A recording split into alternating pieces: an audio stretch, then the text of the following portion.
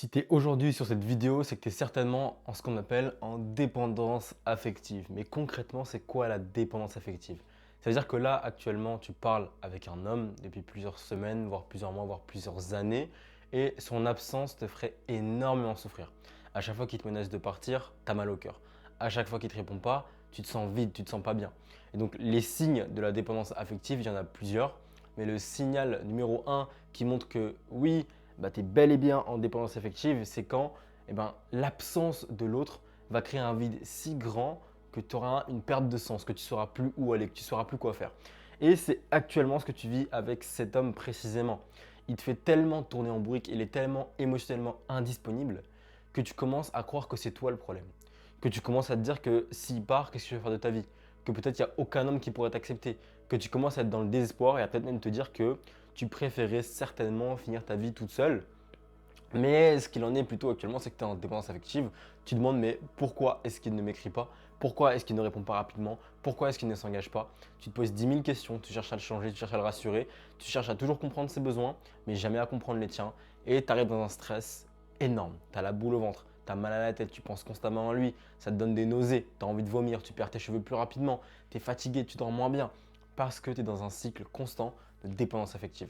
Donc dans cette vidéo, on va voir exactement déjà comment elle vient la dépendance affective, pourquoi tu es en dépendance affective avec lui et surtout pourquoi est-ce que ça se répète et surtout principalement comment régler ça. Donc il n'y a pas de cut sur cette vidéo, il n'y a pas de gros montage. Donc là, je te conseille vraiment de prendre un carnet, de t'asseoir, de prendre des notes parce que je vais t'expliquer énormément de choses en tant que femme qui vont vraiment t'aider. Donc là, je te donne vraiment la vision d'un homme du côté des hommes pour une femme qui veut avoir des relations saines avec un homme mature et émotionnellement disponible. Et justement, si tu ne me connais pas, moi, je m'appelle Yakin et j'aide aujourd'hui les femmes à attirer un un partenaire émotionnellement disponible avec qui bâtir une relation, construire une famille, construire un foyer. Donc je suis là pour les relations sérieuses. Je ne suis pas là pour t'apprendre des techniques de séduction. Je ne suis pas là pour t'apprendre à le draguer, à lui donner le bon message. Non, je suis là pour vraiment t'apprendre à construire des schémas relationnels sains et stables pour que tu puisses derrière avoir une relation saine à long terme. Saine à long terme. Donc on va effacer le tableau gentiment, on va voir ensemble. Encore une fois, dépendance affective, c'est quand vraiment l'absence de l'autre te fait tellement mal que en fait tu dis mais putain, là aujourd'hui tout de suite maintenant, si lui il part de ma vie, qu'est-ce que je vais faire? Tu as l'impression que toute ta valeur dépend d'une seule et unique personne, mais le point commun à tout ça, c'est que ça se répète. Et il faut comprendre une chose, la dépendance affective, en fait, elle a ce qu'on appelle une origine. Donc elle tire son origine de quelque part.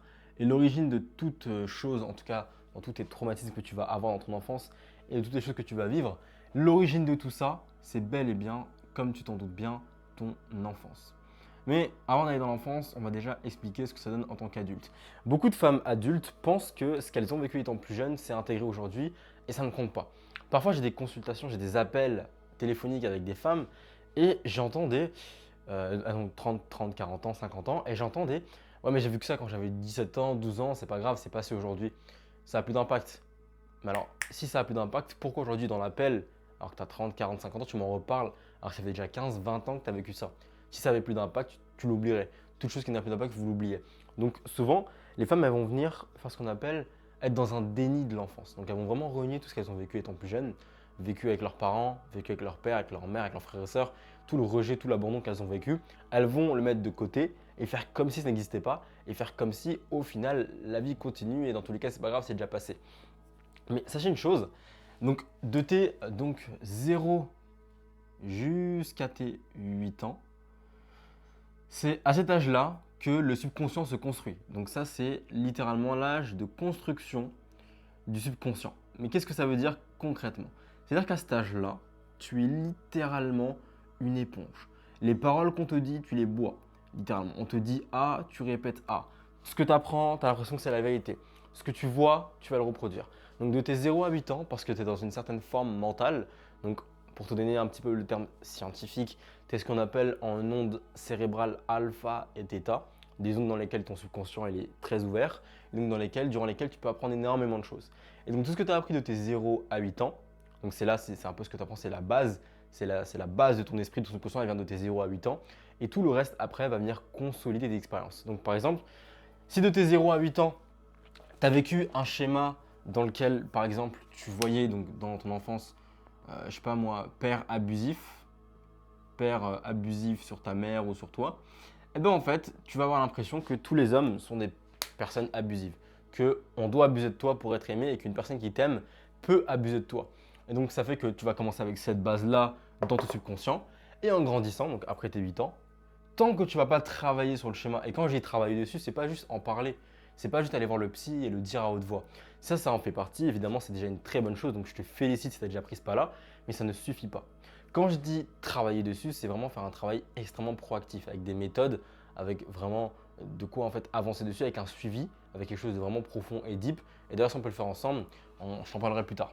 Mais donc, si tu as eu un père qui était abusif, tu vas retenir dans ton enfance que pour être aimé par une figure paternelle, il faut être abusé. Et donc, après tes 8 ans, même si tu as 50 ans, si tu n'as jamais travaillé dessus avant en profondeur, vraiment, et c'est pas des thérapies, c'est pas de lire, c'est vraiment en profondeur, travailler dessus jusqu'à en avoir les larmes, jusqu'à vraiment que ce soit émotionnellement intense pendant plusieurs semaines, voire plusieurs mois, et bien toute ta vie, tu vas penser, et donc ça c'est le problème du coup, toute ta vie tu vas penser que amour égale se faire abuser. Donc tu vas penser que pour qu'un homme te montre qu'il t'aime, il faut qu'il t'abuse. Donc ça veut dire qu'il a le droit de te frapper, il a le droit de te mentir, il a le droit de ceci, de cela. Si ton père il t'a abusé, et ça peut être abusif physiquement, comme abusif verbalement, émotionnellement. Si par exemple ton père il était absent, du coup tu vas croire que l'amour c'est un homme absent. Si ton père par exemple il était présent et aimant, tu vas croire que l'amour c'est du coup quelqu'un qui était présent et aimant. Ça fonctionne dans tous les sens. Mais donc ça, on voit le père, mais ça peut être aussi et la mère, et les figures paternelles, et les figures maternelles, et les oncles, et les grands-pères, et les grands-mères. C'est un peu tout ça. Donc l'origine de ton traumatisme de la dépendance affective va venir de ton enfance. Et encore une fois, tant que tu n'as pas travaillé dessus, ça va se répéter. Et ça, c'est tout le monde. Ce n'est pas une question de toi qui est bizarre, toi qui es plus faible ou quoi que ce soit. Ça se répète parce que tu n'as pas travaillé dessus. Donc la question qu'on se pose, parce que la question, ce n'est pas le problème de l'homme que tu vis, que tu as actuellement. La question, c'est plutôt c'est comment alors on déconstruit ce schéma-là. Parce que, ok, du coup, de mon enfance, j'ai eu ce schéma, mais donc ça veut dire que comment je travaille dessus, est-ce que c'est-à-dire que je suis condamné à vivre un schéma dans lequel je suis en dépendance affective envers un homme qui ne m'aime pas? Est-ce que je suis condamné à ça? Eh bien, non, figure-toi, tu n'es pas condamné à ça. C'est plutôt à quoi en fait tu peux faire, du coup, directement, c'est ce qu'on appelle, donc tu t'en doutes, hein, il va falloir faire une reprogrammation. Reprogrammation mentale. Donc, qu'est-ce que ça signifie? Parce que c'est un grand mot qui en dit long, mais en vrai, qui veut tout et rien dire à la fois. Beaucoup de gens t'en parlent sur Internet, mais en vrai, c'est pas si compliqué que ça. Enfin, si c'est compliqué à mettre en œuvre toute seule, c'est pas possible, mais c'est pas si compliqué à comprendre en principe. Une reprogrammation mentale, c'est tout simplement, en plusieurs points, venir déjà surtout analyser donc tes schémas à la racine. Donc déjà les comprendre tous un par un, parce qu'aujourd'hui, il y a beaucoup de schémas dont tu n'as même pas conscience. Donc l'étape numéro 1, c'est de venir analyser tes schémas à la racine. Ensuite, faire les liens. Donc là, c'est quoi faire les liens? C'est faire tous les liens logiques entre « Ok, donc j'ai vécu ça étant plus jeune, c'est ça qui crée ce comportement automatique-là que j'ai aujourd'hui, cette croyance, etc., etc. » Ensuite, évidemment, étape 3, il va falloir du coup créer de nouvelles croyances, créer de nouveaux programmes mentaux.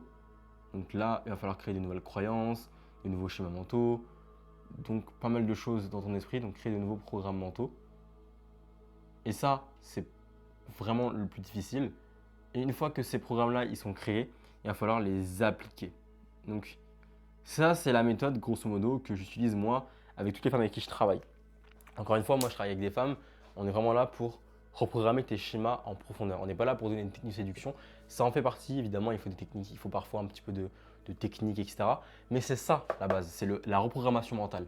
Analyser tes schémas à la racine, faire les liens avec ce que tu vis aujourd'hui, comprendre, ah ok, j'ai ce comportement-là parce que j'ai vécu ça. Troisième chose, créer des nouveaux programmes mentaux. Donc maintenant, je choisis de vivre X, Y et Z. Et enfin, appliquer. Et donc tout ça, c'est un processus, tu t'en doutes bien. Mais chaque étape est nécessaire à la guérison de tes nouveaux schémas et à la reprogrammation mentale. Il n'y a pas de reprogrammation mentale s'il n'y a pas de lien, s'il n'y a pas de nouveau programme, si tu n'appliques pas.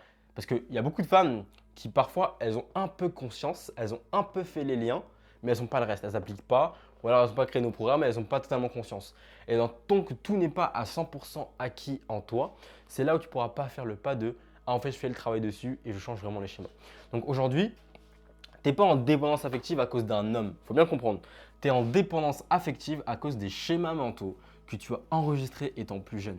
Donc l'homme avec qui tu parles, oui déjà c'est problématique et il va falloir évidemment changer ta façon d'aimer, ton style d'attachement, tes goûts en amour, ta façon de percevoir c'est quoi l'amour. Ça se travaille évidemment. Mais il faut bien que tu comprennes une chose, le problème c'est pas l'homme parce que en fait tant que tu ne changeras pas le schéma à la source, ça va se répéter. Donc tu vas remarquer qu'il y aura des occurrences. Donc il y aura de la répétition dans tes traumatismes.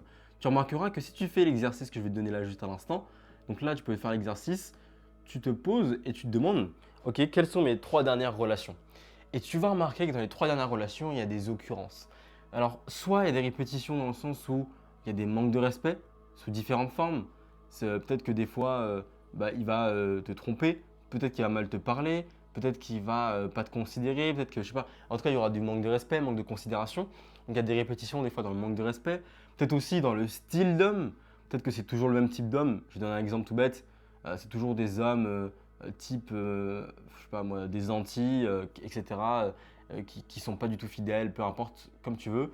Ça peut être aussi très bien un style d'homme. En fait, c'est des entrepreneurs qui sont tout le temps occupés, donc qui ne donnent jamais du temps et de l'amour. En fait, il peut y avoir des répétitions dans les manques de respect que tu vas vivre et dans les choses qu'ils vont vivre, dans le style d'homme. Et surtout une répétition dans surtout la fin, dans l'issue. Donc, c'est-à-dire que l'issue est toujours la même. C'est toujours la même chose. Ça finit en tu lui cours après, il veut pas. Donc, il se passe quelque chose de tragique. Vous arrêtez de vous parler, vous perdez de vue.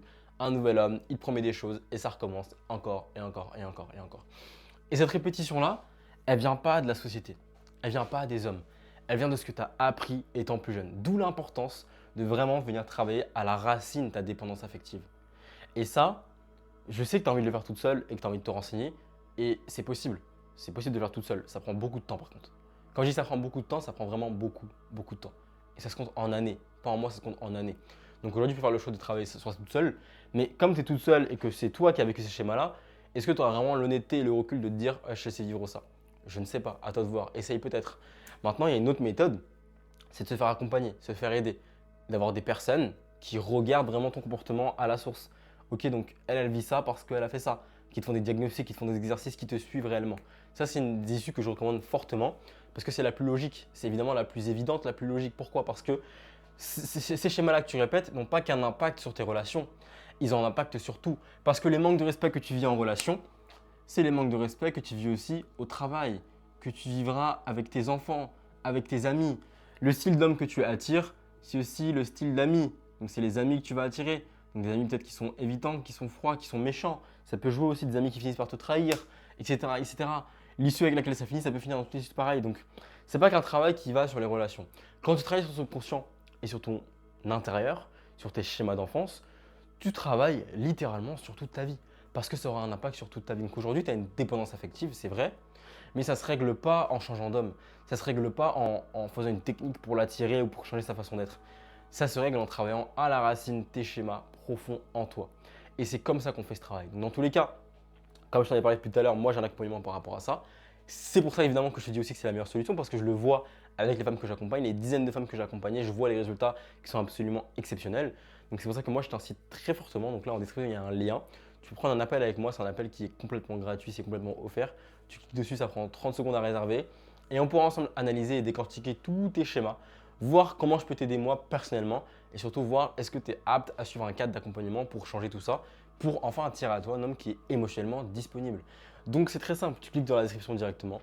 En tous les cas, si tu as des questions, n'hésite pas à les poser en commentaire ou à m'envoyer un message sur Instagram ou à venir directement en appel. Je te fais des gros bisous. C'était Yakin.